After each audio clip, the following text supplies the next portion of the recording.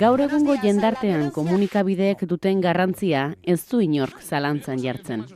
Ezin bertzeko bilakatu dira inguratzen gaituena bertze begirada batez ikusteko, are gehiago teknologia berrien garapenarekin.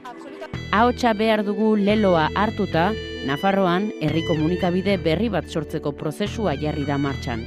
Hedabide handien aitzinean herri mugimenduaren ahotsa zabaldu nahi duen tresna. Oso agerikoa dela gizartearen gehiengo batek nabari duela gaur egun boterean daudenek eta euren interesa betetzeko ezinbestekoak dituztela komunikabideak eta ze paper betetzen duten errealitatearen berprodukzio lan horretan, ez? Beraz, horren aldaketa sozial eta politikoa emango duen gizarte masa bat baldin badago hori lagundu indartu eta bide horretan bide lagun izango den eta bozgorailu izango den komunikazio sare handi baten beharra ezinbestekoa dela, ez? Jon Telleria kazetariaren hitzak konpartitzen dituzte, ahotsa behar dugu ekimenak antolatutako mahai inguruan parte hartu zutenek. Herri komunikabideen helburu nagusia jendartearen transformazioa da, eta bide horretan Telleriak garrantzi handia ematen dio euren funtzio sozialari eta komunitatearen babesari. Funtzio sozial hori bete behar duten hedabideak dira gureak, hedabide politikoak azken batean funtzio sozial hori betetzen duten neurrian, eta horren berme izango direnak euren komunitatean oinarritutakoak, ez? Independenteak euren komunitatean oinarritzen direlako, hori dutelako bizibide. Lander Arbelaitz argia.com astekari digitaleko arduradunak komunikabide eta herri mugimenduaren arteko harremanaz hitz egin digu. Nabarmendu du harreman horiek sendotzeko oraindikan lan asko egin behar dela. Neri iruditzen zait badagoela barrera invisible bat, pentsatzen hedabide profesionalak edo hedabide handiak, naiz eta izan hedabide errekoiak, urruti daudela eta reparo pixkat ematen du bidaltzea, eta bidaltzen da email potolo bat, denei batera arraka, eta horrek azkenean hartzailea ere ez du erakartzen. Eta orduan horri pare bat bueltan behar zaizkiola iruditzen zait nire ustez. Eta zerbait potoloa dagoenean, beldurrikan ez eduki hedabidetara deitzeko eta esateko hau gertatzen ari da. Esfortzu txiki bat egin behar degula, oraindikan gehiago gure oinarria dan jende horrengana heltzeko eta bideak jarri. Eta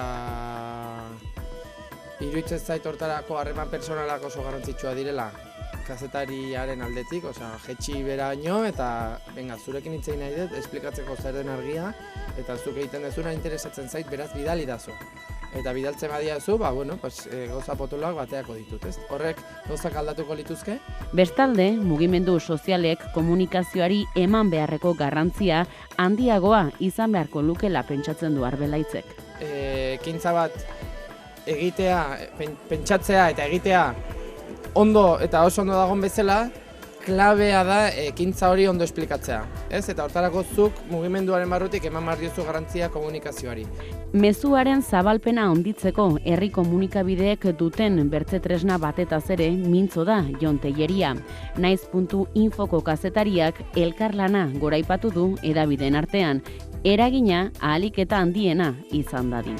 Ez dela aski ere komunikabide gutxi batzurekin, azkenean errealitatearen sortzaile garen neurri horretan komunikabide ezberdinen arteko elkarlan hori ere ezinbestekoa dela, azken batean helburua delako mezu bat ahalik eta herritar gehienengana iristea eta helburu izan behar dugula ere gure hedabideak bidez, gure baliabideen bidez sortzen ditugun komunikabide horiek ere ahalik eta eragin handiena izatea jendartean. Aspirazioa izan behar du herritik sortutako edo herrikimenetik sortutako hedabide horiek behar dute eragin gizartean, ikuspegi enpresarial edo boteretik sortutakoek eragiten dutena baino are gehiago. Mezuaren zabalpenari dagokionez, Amaia Garzia Donostiako piztu.infoko kidearen aburuz, Euskal Herriko komunikabide txikiek ere nazioarteari begira jarri beharko dute. Gure artean bai ezagutzen gerala, esan nahi gure artean Euskal Herrian, igual Euskal Herri mailan bai, baina sare falta hori baina barmendu nahi etela ez, zerbait laratzen nahi baldin badago, difusio handi bat behar baldin badago gainera mezu horretarako, bakarrik ezin gara mugatu bakarrik Euskal Herria txikia da azken finean orduan.